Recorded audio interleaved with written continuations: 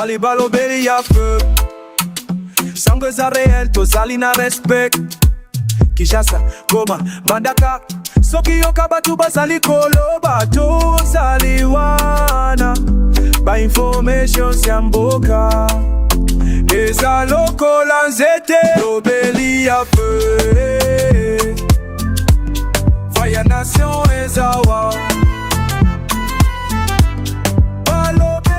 Mbote balandi ya balobela pepe télévision. Merci na confiance bozali ko sala biso partout. Bozali na Kinshasa na Brazzaville, bozali ko landa émission na bino tolobele kolo. Tolobele kolo ezali émission ndenge tolobaka ya bana ya Congo, peuple congolais nyonso o alingaka azwa information ya solo ozoleka na kati ya mboka na biso, chaîne ezali kaka moko ya kolanda ozo information le solo ezali na balobeli ya peuple na nzela émission tolobele kolo. Merci na confiance bozali ko sala biso.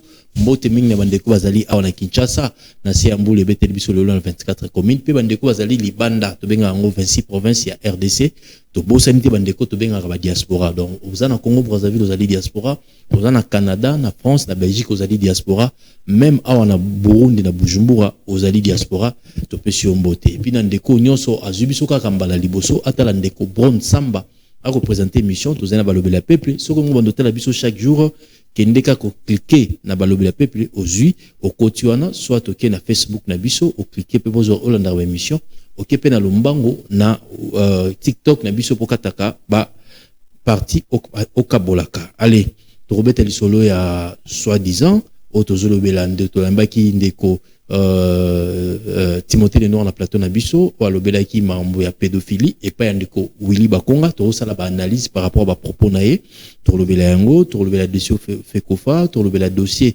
ya ministère de culture to lobela pe dossier sécurité na kata émission na biso na maman na biso jetu bampile o azongeli biso en forme nzamba sali grâce à Bikilelo ay kota la biso o ipapé sa point de vue nae étant que congolaise ya bonne qualité o ya sala ka analyse mbote maman jetu bampile.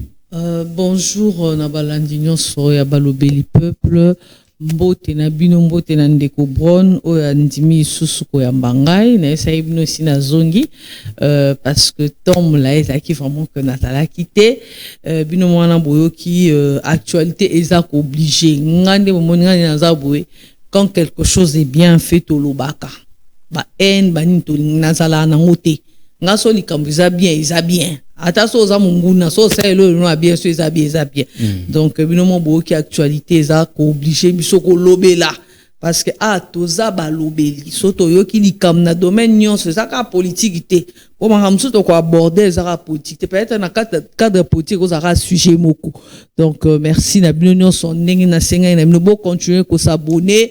Et déjà si na zongi parce que batebele ils se sont dit non pas congolais bolinko raconter de choses. Moi je suis là sauf que la santé avait dérangé donc et anzoto mutu ka kuteza ko bikozwa pas ni bongo mutu.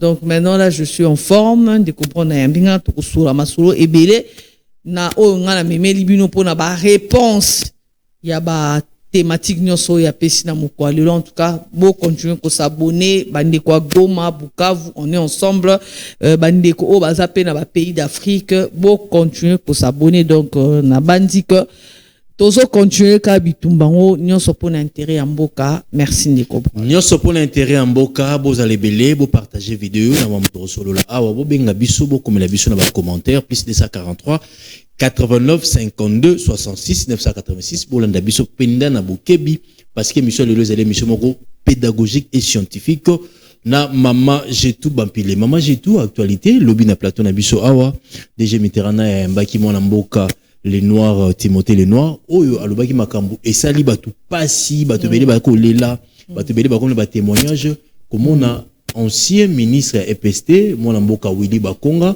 moto aza promoteur ba école ebele Sévigné. Or selon mwana mboka Timothée Lenoir azali pédophile abimaka na bana mike azali kobebisa bana batu na école nekuta azali na matela ka mwana na betele lisolo ba longoli mwana ne parce que ata mwana mwasi kitoko boye oki azalaka Willy Bakonga chake misu ba benga mwana na école ba témoignage pe comme mebele ki eza ya solo voilà selon mwana mboka Timothée Lenoir lui tant que maman comme on a autorité un ancien ministre à EPST moto atali éducation à bana azali pe professeur koyoki na makambo yo analyse ni ozali ko sala maman jetu bampile ndeko Bron merci pour la question je me suis rappelé la phrase moko patriarche Mbosso Alubaka. Alobi, il y a des gens qui ont fait pire dans ce pays et le moment viendra. Nous 2026 et ça année à justice divine. Vous allez vivre la justice divine dans toute na ba dimension en nyonso. Pe ekosimba ba secteur pe ba structure nyonso. Ndeko Brown. Oebi makamtoyo ki na ndeko Timothée Lenoir. Naebi so que nga nazo kaka Timothée Lenoir aleka lobi bon. C'est quelqu'un que je connais aussi personnellement. Azala na comique tout et tout. Je dis dans mon vidéo il pleurait, il avait les larmes. J'ai dit non. Alors so mutaleli pona moi na c'est que Timothée Lenoir a ébi gravité à makambo elekanaki na vie à moi na ye. Je vous dis na kokite d'abord il y a on a ça qui vidéo mon attend na TikTok pour constater que na yaki kutu na chena bonnet na nga na la nango et puis cinglé parce que quand j'ai vu j'ai dit donc na mboka oyo les gens se permettent et puis à quel côté obi ba pratique diabolique na bango ba konga ba na ngwana yango à quel côté secteur ya éducation pour ebi ke kuna ko akoyeba ko sala ngo bien ko pratiquer yango kitoko. École ba konga wana vous savez que le Minerval faut que au Minerval prie ezalaka. Et puis, chers parents, moi je ne refuse pas que bana bazo ba formation à bien. Je l'ai dit même dans ma vidéo. Bisonio tous en a besoin toute sa formation à bien autant que si bana biko la bien. Mais ko bonga pe à moi ezo la saka formation te bana pe bo mona batanga na ba EP na ba koma pe ba konzi o penange non soki penange non mbule beti bo merci na président Fachipo a rénover ba école on peut zaki soki non ko talete pour beaucoup télété. Oh menga so ba pesa mnduki na robeta Will Makonga masasi. Nazo ebisa bino ngane na zabo. Nazo ebisa bino ngane na zabo na ba nenge na homo mona ya mahama. Na sina ebisa ba service bo luka bo créer nga 3 mois ya formation na ba ningo beta masasi. Parce que oyebi babiloro mususu ça fait très mal. Si Timothée Lenoir vient pleurer comme ça, oyebi combien de parents siko so bo memba na miona bopito. Bon comprendre ba gravité parce que boyebi bana o babotami na ba 2000 biso ba o quand même na ba génération na biso to bando banga mwa makam bana ba 2000 oyo aroza la boye obi ma pe na camarade ya tata ni metata pa e bati bango ba simi ba téléphone biso to simbe ba téléphone te ndeko bron nga na zo téléphone nga ba ebsanga so du diplôme do zo téléphone nde ba pesanga na zo diplôme de na zo téléphone na di boso. Donc, on a quand même les valeurs. Mais, la génération sacrifiée, surtout à 2000 ans. Bazo, ça la pire. Basi comme Mibali. Bato, bakansaka, babasi, babebaka. Parents, chers parents, Mibali, bazo, beba. Système, na biso, toka, koya, ba 2 fois. Et banda, na okande, comprendre. Oui, ba pratiko. Et banda, kala. Sauf que, Internet a quitté kala. Ba makambe bele, banda, kala. Mais, ko beba, ne sikoyo. Parce que, bi kala, tane, zakina, ba marshal, ba musée, il y avait de valeurs. Bon, limbi, sangana, lo, ba na police, kanambeke. Ba biloka, ba 2 fois. Bango, na régime, na bango, zaye, makasi. Yango, bon, moni, je te dis, na régime, na amina, ki makam. Congola koko loba makambo ete to na liberté d'expression yango na yebisaka bato ti ozora téléphone osali TikTok na yo to va na mboko to va be pa bakati bina internet 3 mois to va ni bena sans internet parce que bino bobosa na nga na yara pona olamsa bino bobosa ni combien de fois la mère mende mise information pa boki bana ki sasa kuna to na internet te lelo bokoma quand même na liberté d'expression o bokomi sans libertinage d'expression bo loba n'importe quoi po ba pesi bino nzela Congola za soro pesi alekeli Alekisi a débordé ma casse. Ce qui Timothée Lenoir a yé na plateau pour na roller la. Bo yebi combien de parents ba yebi te ke ba na ba abisa na ba. Bo yebi te. Bo so ba na mino so ba tani ne kola ba konga na ba ba silisa. Donc azawa na nesi eloko lo lobi. Alongoli mutu classe parce que moi na moi si mo boy. Ya kitoko. Et puis et ça ba jeune. Il y a beaucoup je te dis il y a de parents. Exact. Naibisio oyo ba parents ba na mino batangi na école ba konga bokuta na bokisa le loro moro boy et puis d'ailleurs c'est une école faut ba kanga ba école na pour banana ko kanga oui on s'en fout de Sévigné c'est quoi ba so pe sa formation soit disant c'est une bonne formation mais ba be c'est no bana oyebi ko apprendre que ton fils a été abusé bo yebi eloko sala yo vandi au foot rapper Minerval cher ba sa pe ba école ngo ba Minerval mo exorbitant.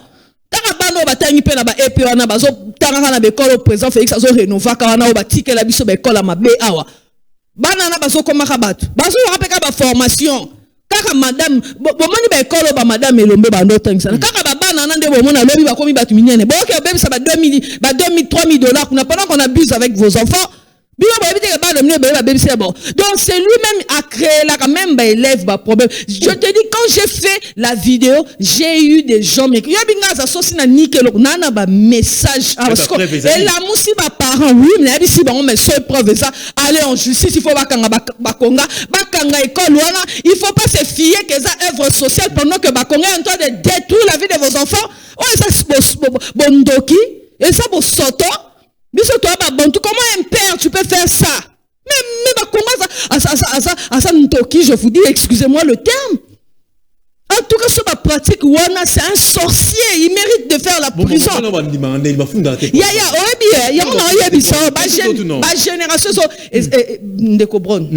Les générations se diffèrent. Ok.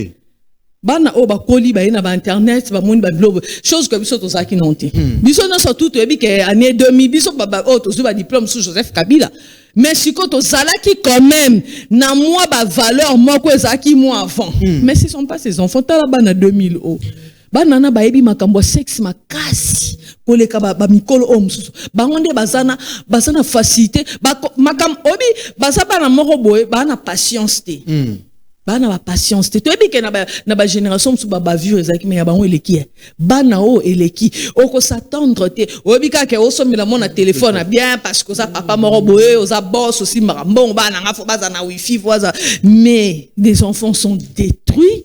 Donc technologie bébé si bon. Na oh mais technologie n'engeza bo nanango bébé si mokili makaso technologie na mondialisation te. Moi, je me dis peut-être, na mona nini commentaire on a batming batia on a na TikTok. Et ça là na babilo monso les cas na TikTok o comme tabi merci na pauvreté na poso na ina mbongo bilo kwa. Donc c'est-à-dire que richesse fait et ça na côté na ngoya mabe. Tobo ina bisoté so ba na bino fo ba ça na ba conformer et l'œil sur l'œil mais bano baza makasi ba yebi kokosa. Bano ba makasi. Nazo yebi so ba yebi makambu ya sexe makasi. Donc makambo yo banga peut-être ko salobi na bonzambe to ba valeur ba pesa ngai to éducation il y a au salon facilement o comme on a lobelo pa na légèreté et ça nini biso to zaki ya quartier azo gangelo zo banga lelo banana nde ba komo linga ba ya quartier emsu yemo ko to na sepela na yo siko yebisa ngai bana bongo ce qui peut-être Willy ba konga c'est yaka je vais te donner comme ça tu dis pas à papa alors le bané pe na papa te tu dis pas à maman tu vas belé bona boy ya oyebi ke ndeko bron nelo moyeninga na mtu oyebi ke kala ba papa o ba nobenga ba papa lion ba pesa ba kombo twetu bana bomi ba beba kutu na kala wana mama ba téléphone ezaki te bana na bazaka ko beba ba ya mingi ba beba emso ke no bota na chauffeur mais papa ça peno ka papa bangi papa rigueur ce n'est pas dit que papa bengo papa lion moi na ko selo le po fa no na ki papa lion no surtout ki pe parce que ata soki si le fait est fait il sanga to za papa lion sani comment te bambio. Donc, c'est-à-dire que, en fait, moi, il y a des choses comme ça dans ce land, mesure drastique. Parce que je me dis, ce Timothée, Léli, combien de parents vont pleurer? Oh, bah, on se coque, que non. Et puis, sur est-ce que vous avez courage, oh, bah, baby, ça va témoigner. Mais il faut que l'on yaya, sinon, t'es, n'y a ce qu'on béba. Et ça l'a canné le rebanda qui moko. Si baloba 99 jours pourquoi pour le voleur un seul jour donc ça n'a qu'à goûtement pour nini vase ça nini est débordé. Le col est débordé. Maintenant là, il faut ba konga expliquer parce non ba konga c'est un sorcier. Oyebi ba konga na oyebi sa yo. Non, je m'en fous. Qui soit nani père de famille mais lui a évité que banana peut bazana ba papa na ba héros bazolela pourquoi ba konga tu n'as pas abusé na banana yo parce que kindoki en ceux qui loge en yo mom tokota qui soit banana na ba famille no wana ba batarte bandiro no ba bota bana o mibal ba sundwa ba o ba benga ba enfant bata kene ko abusé na bon so na besoin promotion na ba loge musique na biloko ko simba pa ba parents ba et le ko epesa nga kaniani bana ba ko tangue pa no ba futa minerva chai tu abuses aussi de ces enfants là c'est quoi ça ba konga. Et puis Moutayoka sonité le quoi Bakonga ayape. Faut que 5 ans n'a pas chef de l'État. Ah non, c'est là. N'abi sabino hein. Là wa mu kontombolo, wana stratégie. Yo kana bisa yo. Fati beto stratégie ali sugwa. Tanga tali ba agitation. Wa ya ba agitation. Fati tanga tali rabi wa ba agitation. Fati beto croyant moi na nzambe ayebi babiloko na bango yango bomona ka monde na bango ezaka part parce que le président c'est un chrétien c'est un croyant il n'est pas dans ces histoires sales oyebi bakonga aya sala émission abi aza Kabili c'est des sang de veine de nyonso les jours Kabili le Kabili n'existe pas aux sous politicien té mais ba tourner na plateau mo télévision bakonga oyebi que bakonga za misu makasi na peut-être ceux qui mungala mais on les a accompagnés na sorcellerie c'est trop grave. Oui, je te dis aya penda ba ese mais yo mutoloba que ce Kabili nanana wana bakoselinga yaya oyebi que ton atala extrait wana je même la vidéo na raison ici yango na bi non cet homme c'est un sorcier ces gens sont des sorciers mais c'est la même personne qui nous a dit que sur le kabilisme quitte le kabilisme atiki politique là comment fachi béton bakuta na pena le vrai béton parce que le béton ebi que ba politique bo sala kana chance le kopam ebi jalelu facha sa mona ki sa mona konga ebi que wana nyo ça jalelu yo kasi so 5 ans au pesi fachi qu'est-ce que fachi a foutre peut-être ça besoin yo kasi pour facha zone il faut bakonga mais comme Dieu yango na lobby comme Dieu est bon bakonga na SM 2026 soso bozonga la légère Dieu va exposer les gens na loba ki tongo même pas pour la rébellion même pour ceux qui sont ici même si tu es aux côtés du chef de l'État au salara makamwa mabe pona renuire Congo nzamba ko exposer nera bozana so ngo sa permis na fachi luko za la clean ozana omuntu ozana on a ba erreur pour toi batamasu mais sur ozo sa ba pratique Dieu va vous exposer oyeba ke bible loba que biso époque contemporaine toroza la pire que Sodome na Gomorrhe et surtout oza pire que Sodome na Gomorrhe ndeko bron Sodome na Gomorrhe nzamba salon aboma yango azikisa siko biso sa biso.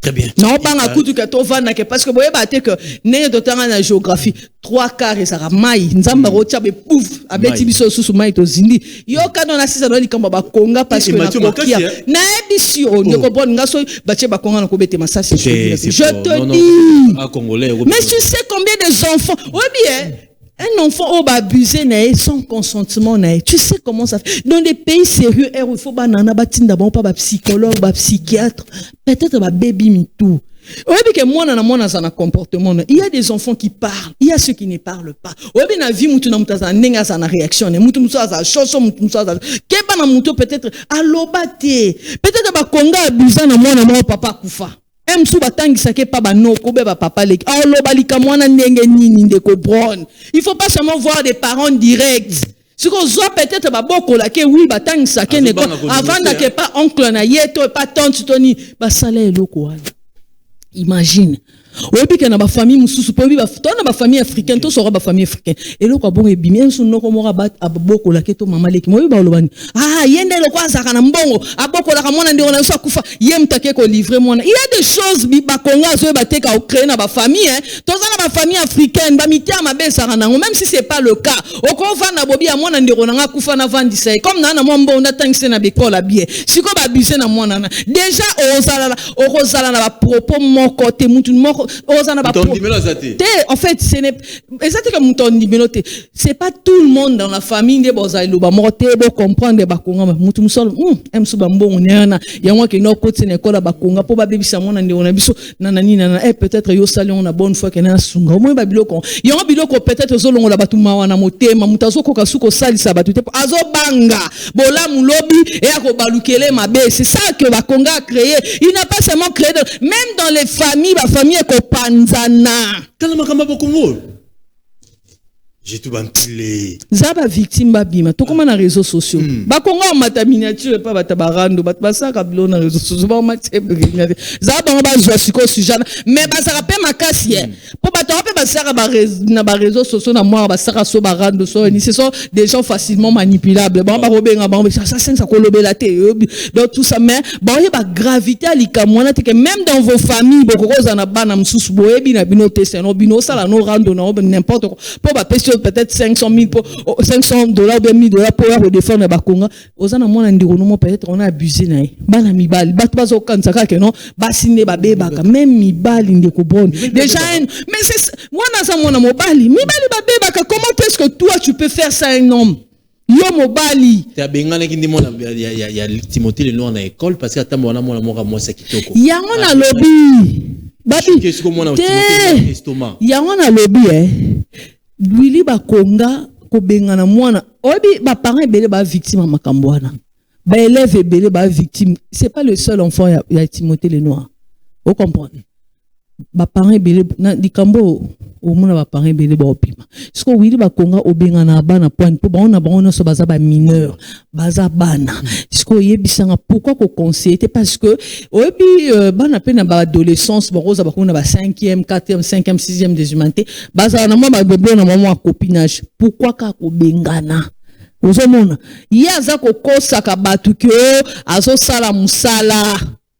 Oui, ba konga nenga zabo obi ngana banga ba konga jour aloba que ce kabilisme kufi a longwe politicien mais na monier sous Félix Tshisekedi des places dans le moni mutalokuta des gens comme ça font pire. Oui, ba konga il faut ba enquêter ba qu'est-ce qui se passe dans l'école noana au besoin justice a scellé makambo wana musika abina ba bureau ne mama télé zala. Oh bon, c'est imprévisible. Oh, mais ça a toujours été la nuit de temps. Moutou modèle à bongo. Ma télé, c'est un bureau. Ce qu'on a dit, il y a un promoteur. Ayaka kana beko kasi te nenga bino le boye ba te ba parents ba konga la ba mon musique aya déjà cible bana tala po miso ba konga so tala ngozala kwa mitu kan stationnement miso normal aza mutu normal kasi on lobi te mutu fait ça pour une expérience ya na bien au moins so mutu de station ebe ta 4 ezani ezo flashette nazali wana ya bakonge betaka atala kabana bino soka moni bango mibale ba solo gangela bana parce que baza bana okoko longola mwana ni école to ko bengana te eza ba jeu ya bakonga na esi bino dossier oyo so bo simbi yango boko yoka makambo ko bitala makambo oyo zo na mai o mois de mai na habité ceux qui 2026 on veut combien de mois possible mais makambo eza je te dis makambo ezali tozo ko analyser ba propos ya mwana mboka Timothée Lenoir ou aleka na plateau na biso a balobela peuple alobi était ancien ministre EPST Willy Bakonga selon ye na munoko na ye oyo makambo Timothée Lenoir alobi na plateau abazali pédophile pourquoi abimakala bala miki ba mineur tala kutuka ekomeli mwana na ye mwana na ndota mwana mwasi moka kitoko ya pembe ya bien et ça lié était bakonga soit disant tchara mwana na misu abengani mwana ya Timothée Lenoir na école Timothée Lenoir avait appelé mwana futa minama va comprendre na sembolo abengana ki les alliés ya bakonga abimakana bana mike faut juste enquêter sur ye na bureau na moko kutu ezaso na kitambo matele zalaka mambo belé et ngoto tuni mama pesipe point de vue na ye tant que maman esali pasi comment bana ba ko futa minerval ya cher na école à cher mais oko bebisa bana ba tsoke zali bongo selon Timothée Lenoir maman zala ba regret mingi tant que maman abezaka bana ba cité na bana mibale belé pe ba beba surtout bana 2006 donc bana 26 ans oyo bazaya ko beba ba kolina ba pareil ça bon te maman tout à fait bana oyo ba génération 2000 boka se bana ba tangeza banani bazo ko abusaka na bon eza baba na ba 2000 on génération Kabila kaba bona tikion fache na demi combien 2018 c'est-à-dire bana bada na combien bada ba majeur tant fache ye bana da ba zuba diplôme bana da ba zuba colisia fache na 7 ans c'est-à-dire fache non na bana ba première primaire maternelle deuxième primaire souka. Très bien. Peut-être troisième. Allez, 89 52 66 986 au commentaire sur commentaire par rapport à propos il y a Timothée Lenoir et puis réaction et maman Nabiso j'ai tout bapi le même j'ai tout. Mikolo leli bandole la kebal nemso ke na malamu te fait ko faisait akokufa lelo bazo organiser élection na fédération et aux en mois de mai ba candidat bazali belé o nini ba ko diriger fédération na biso tout le monde ancien joueur bazali wana Aziz Makukula Shabani Nonda Jean-Claude Moukania et puis tout le monde peut battre mususu ba Mosengo bazali battu belé pe bazali wana pona yo nani pena ko diriger eza campagne te mais to sala ba profite bango wana Aziz Makukula Jean-Claude Jean Didier Masamba, Shabani Nonda, tout le monde Max Mayaka, tout le monde Kevin Moto, Mobali ya TikTokers, il pas Chilibaya. Comment Kevin Issa, tout le monde Bosco Mouenou, tout le monde va découvrir bazana. Mais profil numéro dirigé fédération Nabiso, c'est le moment. Mais ce qu'on va combo zo bima bien terne et bien. Nous sommes allés, va rolong la biso va lever la peuple. Bachana va combo total. Mboka along la biso AGK la total va combo union sur photo za na parti pris hein. Tout le monde Aziz Makukula, Jean Didier Masamba, Shabani Nonda, Max Mayaka, Kevin Issa Bosco Mwemu mamsous na c'est on va la biso peut-être mon amour. Na moni ndeko Véron peut combiner wana na on Véron Moussé on peut normalement bon tout ça télé sur on te mais tu vas yebi déjà bâton en fait ndeko ndeko Bron namoni bato ebele jour wana ndeko Véron Mosengo akeko dépôt. On dirait apparemment dépôt à candidature à Véron Mosengo et suscité ba encre salive hein, parce que ba ouais ba candidat na mo pandi yoka na mo pandi sa na banota là. Tout ce genre-là, bon, ok, j'étais là, dans la vidéo, dans un interview, dans après, dépôt, dans la candidature, mais tant que Véron Mosengo, encore qu'il n'ait pas ni tardivement, lobby nango, et toi les petits. Non, c'est un Congolais de père et de mère, Véron Mosengo, Omba, au soyo comme tout Suisse, comme on est Véron Mosengo, Omba. Ah, de quoi bon, on va souba comme sanga. En fait, d'abord, il n'est pas suisse. Kovan en Suisse, le bité muta comme Suisse. Yo soka Suisse mo comme on est Mosengo Omba. Osoka Suisse mo to français comme on est Mosengo Omba. Bato nyonso peut-être so bo attribuer no ba nationalité na papier ninge zala kaka au komi nation au komi la nationalité, mais ça n'exclut pas que Osaka congolais. Mais pour Véron, il n'a jamais changé de nationalité. Azaki n'est résident comme Moututu. Est-ce que Moututu son a potonda sur la nationalité? Moutouna garde un passeport congolais de Bonas, résidence. Il est allé étudier comme Moutouna. Si vous avez Véron Mosengo, vous avez un café en Suisse. Parce que le café est un bétail africain. Pourquoi les gens font de l'amalgame comme ça?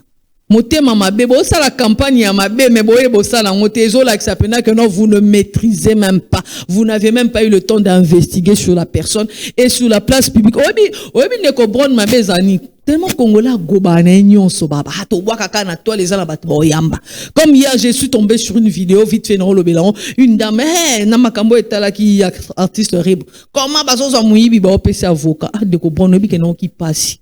Nabi même na film et totanga quand vous êtes en état d'arrestation machin truc si tout ce que vous direz sera retourné contre vous si vous n'avez pas un avocat le ministère va vous donner si vous avez un avocat Shikoyo criminel va payer sa avocat tes potes et une personne comme ça fait la vidéo tu vois aussi des gens dans la bêtise pourquoi va payer avocat dans le droit na justice non ensemble avocat ya bon on a ici battu tant bozo kotaka quand même internet les lots classe c'est comment facile allez vous former même sur internet ba courir ça assimiler à tant maramsuso zo qui chance autant à classe ba qui ça na connaissance. Mais c'est pas ça. Et le Congolais, il est toujours dans la bêtise, là où on insulte, on raconte des bêtises, bah fini tata, bah kombo. Mais là où bazo pesa ba tumayele, kenota ba live ba kina rolobe la mambo za sensé. Aura 77 personnes. Sikoyo par rapport à fédération. Na bien. Pourquoi Véron a inquiété? Pourquoi tout le monde ça doit avoir la confiance na confiance na été pour nanya sali kole yena no salite bato belé o babilonge munana bazaki ba camarade bazaki na ba staff ba fédération ya ba fekofo ele kana ki babilo muso zana et travailler na ba administration na makambe belé bolanda ba bonté la majorité bazana bon malheureusement je ne pas son profil na mona ira na TikTok je ne sais pas il a travaillé où il était où donc je ne sais pas faire de commentaires sur lui donc bato muso ils ont participé, ils étaient là dans la fédération pendant que Lelo Fekofa ils en ont belé championnat et Koufa équipe Kendawap.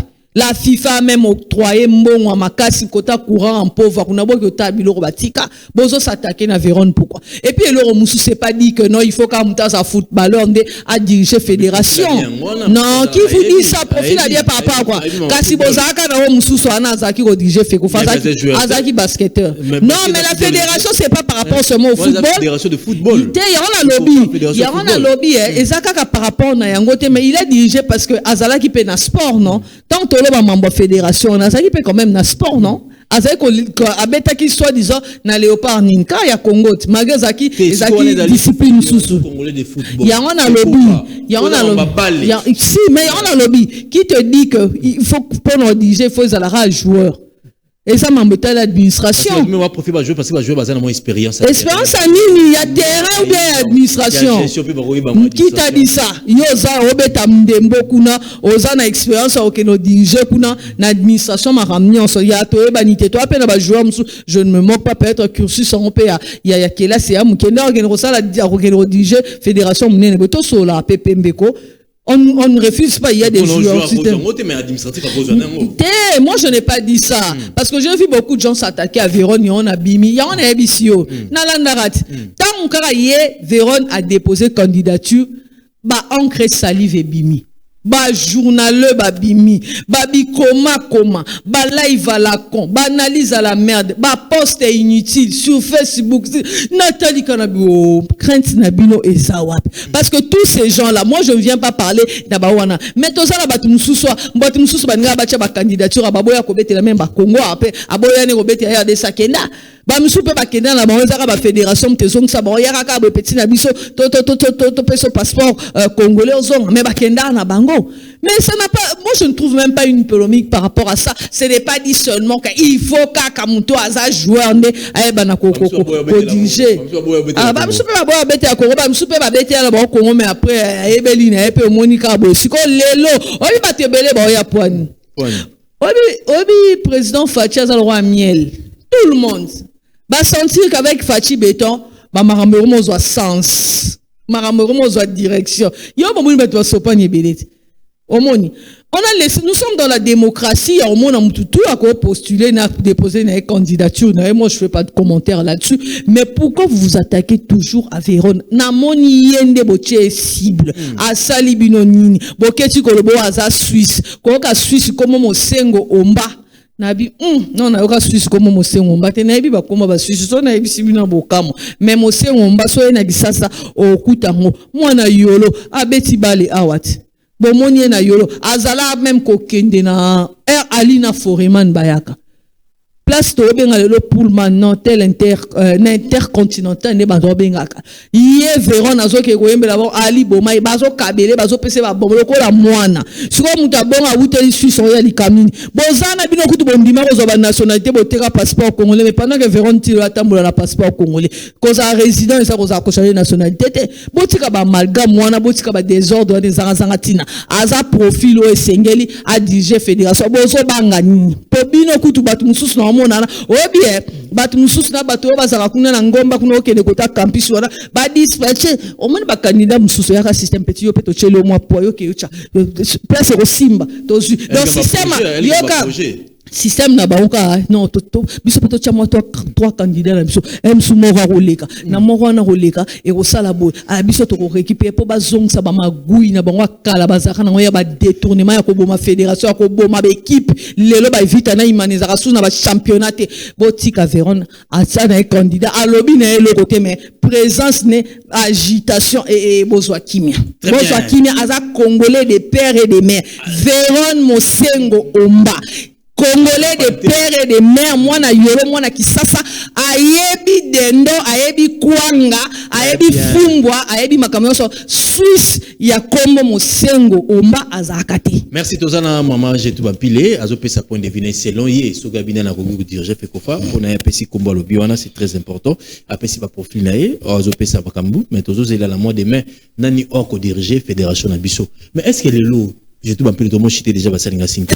Est-ce que culture en boka na biso le les ali valoriser les bandes en boka parce que rumba na biso côté na panthéon est-ce que le culture na biso ezo kamba malamu ezo sala malamu musique na biso ba comédie na biso ba art et ezo sala malelo est-ce que ali valoriser le culture na biso? Merci pour la question de Cobron ministère na biso ba bengon ministère ya culture et art. Déjà na informé ba tout sur le réseau social que ministère zaki cambriolé de Cobron cambriolé ezolekelanga parce que je ministère ndeni bagarde bazala babi baela ba biloko ti lobi bagarde bazali na kwiti bachaki soki drogue na biloko wana donc ba si c'est ko kolia te basi ba bambani nde bakoti na bureau ya mo ministre ya sekab ya directeur cabinet bakoti ndengeni eloko mususu to profiter pour na rolobela ndeko Brown qui tue na biso na yo kufa maman elebe on dirait pour na ezaka musique tu t'imagines que tant ba cambriole oyebi maman elebe ya na ministère zana tangilo ba changement to ebite changement wa koma ki nani Sébastien Desabre ou bien réforme Isakité na habité ce qui a ramuta baso du maire mais maman elle est bakani soko ministère culture loko tata na ki ministre et pas kan soko héritage ba elebe nzoka za ministère culture ya République démocratique du Congo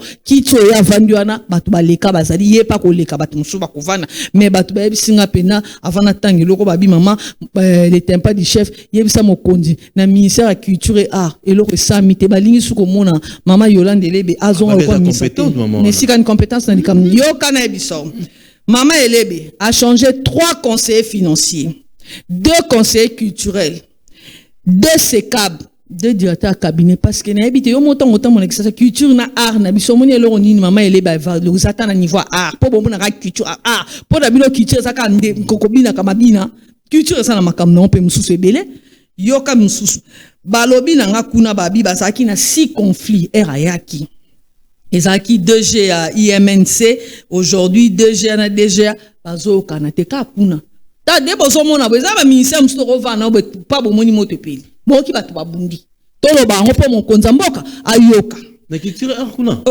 balobi ni chargé de mission babi basenga ki nouveau centre ya nini nouveau nini centre culturel est-ce toi na ba centre culturel kino ta na Côte d'Ivoire ta la ministre ya Côte d'Ivoire ministre ya culture à Côte d'Ivoire ninga valoriser makam nyonso ya tozana na culture na biso même na ba province biloko valoriser ezali ezaka musique ita robinaka tozana babiloko ebelo ki na province boy balata ka boy soko ningo bala match coutume za la mais sanga ba moyeme mbongo wana oyebi ke ndenge za boy nini sana tangelo penda neti basokoda mibale tisiko basaka na ezwa mate syndicat moko pona soneka na biso solution ezwa mate ti lelo ezaka sele. Oh, si gestion il y a 1,500,000 sur 12 mois complètement flou sans le respect de normes financières et comptables de base. Si a senga qui peut soutenir artiste fali $1 million. Tala maman Elebe na yebite ceux qui maman Elebe pone écriture kaka on parle même pas de ça n'a même pas un problème avec Fali yenda sengaki yonto tunia bando zelaka Stade de France poto yeba ke to na ministre à culture dans la culture na ya moneka phase la Stade de France ba artiste msu bazate ba artiste baza ebele ba artiste musicien ko soutenir ebele même ya ba talent bon o ba benga ba jeune talent. Parce que relève il faut la fali a otika la ka na joana te faire otika na joana te confiter batwana ba okene mais est-ce que ça ba te obina Congo il y a un problème de relève il faut qu'on prépare ka batwana le ba papa mba bazap le ba kinke sœur bazap ba keit ba papa lo mba bazap ba keit ce que ceux qui ba fali on ba faire on ba préparer ba to Hollande ba te bon que ça sera difficile on le ko tcha bango maboko. Ozomona détournement ezoko salema babi kuna na ebisio détournement des frais d'émission des agents et journalistes pour le concert de solidarité à Paris ozaki le 7 avril frais d'émission 94 cas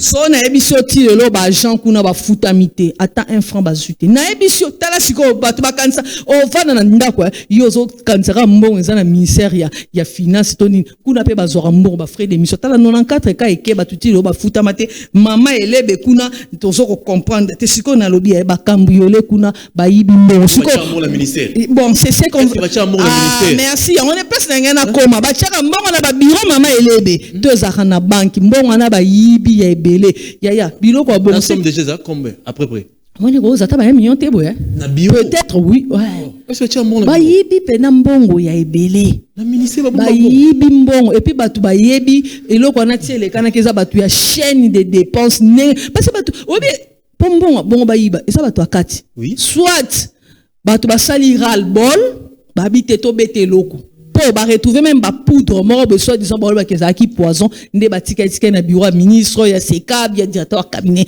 maman Elebe Fachi Beton alingi ba mama azo repesa confiance na ba mama au monde to beteli mama kai komba kuna maboko mama Eugénie Chala kuna to beteli maboko metala mama Elebe azo pesa pasi na ministère de culture et art rien ne marche makam nazo sabino et puis alors musu babi mama Elebe tondi na lolendo arrogance des personnalités kaka non tala na boko comparer total qui vidéo moi comment qui viral là il y a moi na mboka champion là au bon mona ki te akeko tala même mutu Jean-Pierre Léo Lobaelo mon asepela loba même président Félix je pense que à côté na vision président Mokonzi Azar Mosali azamtalo lendo te mais maman elebe ozomona arrogance dans le batu ba pesinga ba témoignage wana siko na ebisio ndeko bon lo kabine so ba yokibiso peut-être ba repese yoka ndeko bon to tsaka pe ba mam na réseau donc to tsaka mam na réseau to tanga ba commentaire j'ai parlé sur cette maman là. Mais les commentaires qui sont côté pour la maman Yolande Elebe, les gens sont déçus dans le ministère de la Culture. Bah, on a besoin de kata siko que yo mo démissionner na yo ou bien bah ici président Fadji peut-être à Longola, on a révoqué yo. Donc on a mis to so ba bika révoquer Elebe. On a battu na so battu Elebe. Asa musa kito yo munya tumsani. Ah mais mi réforme ya nini? Culture art na biso za niveau nini? Dala lelo lobi eza 10 ans, lobi peut en profiter. Ya papa eza pe mkona bota manga pe na fêtera le 24 avril. Papa emba 10 ans et maman Elebe à s'investir ici. Je ne pense pas. Au moment où il y a une structure privée de Vandi pour commémorer grand artiste. Très bien.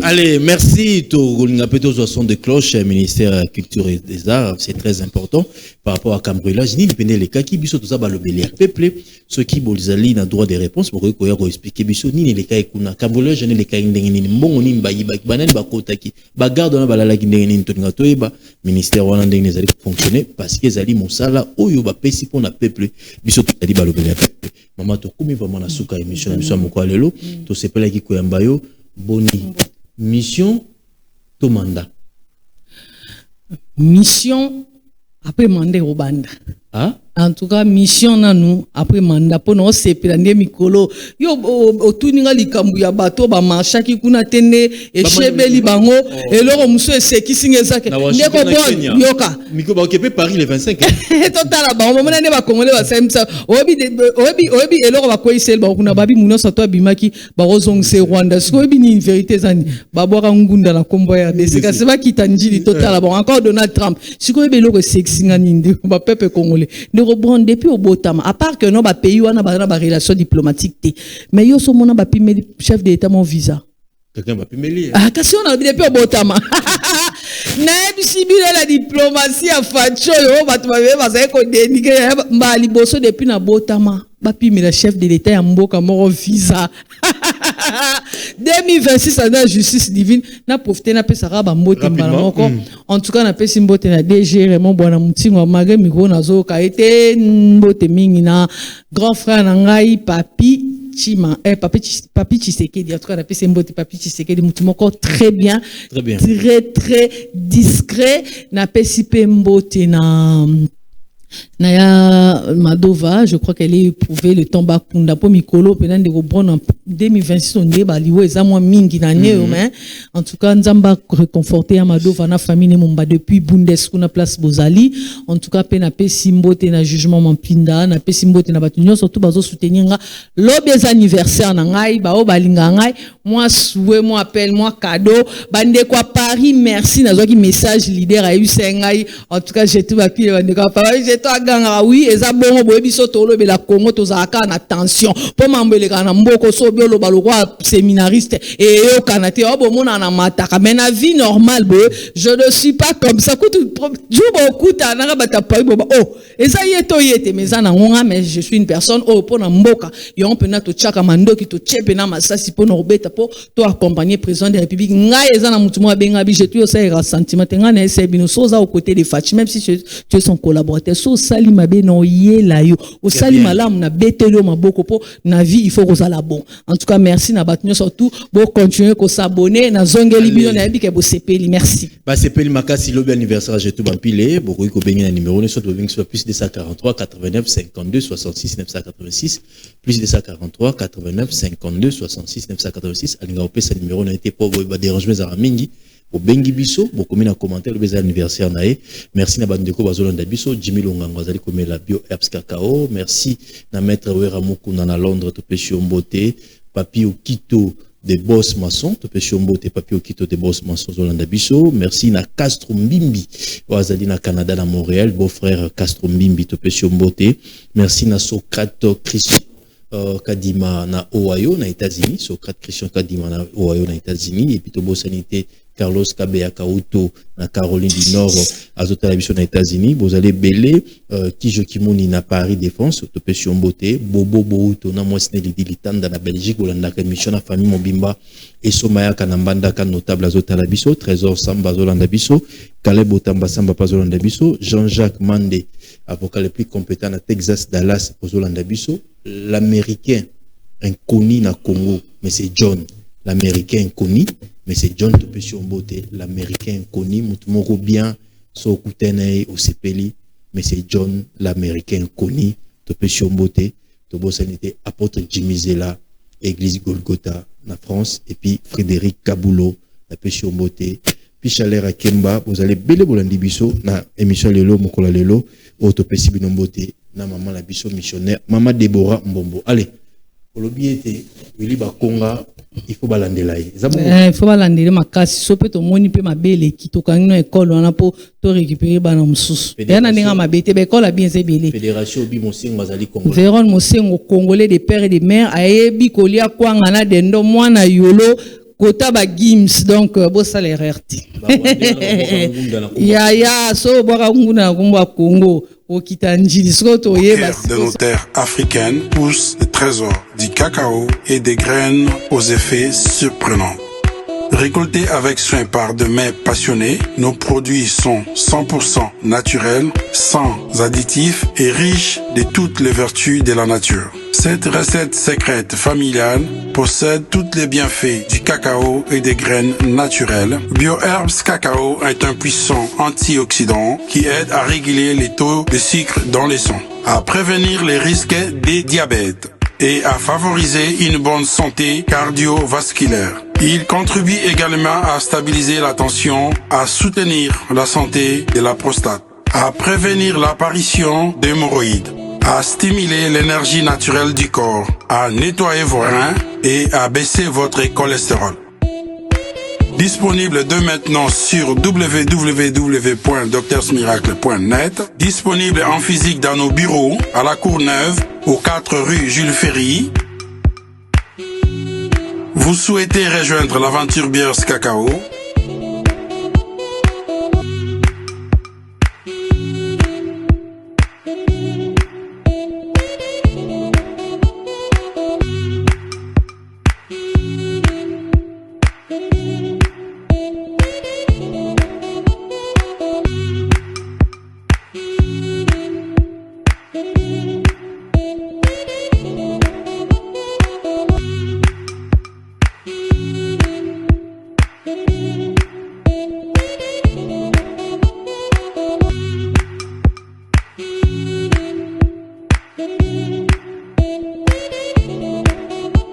Biers Cacao, la nature au service.